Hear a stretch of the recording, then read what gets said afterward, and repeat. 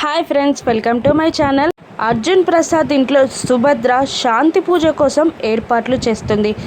స్వామీజీ పూజకి టైం అవుతుందమ్మా అని అనగానే సుభద్ర వెళ్ళి చక్కగా రెడీ అయిన అహల్యని గౌతమ్ని తీసుకొస్తూ ఉంటుంది.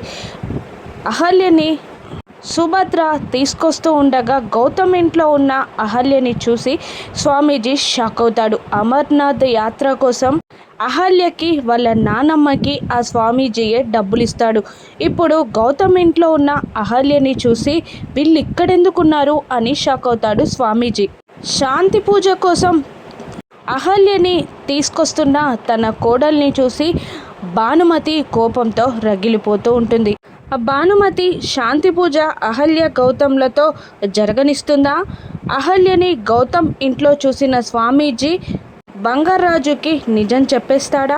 చెయ్యి కట్ చేసుకున్న అతిథి పరిస్థితి ఏంటి? భానుమతికి అహల్య పుట్టుక కూర్చున్న నిజం తెలుస్తుందా? రాను ఎపిసోడ్స్లో చూద్దాం. Thank you for watching.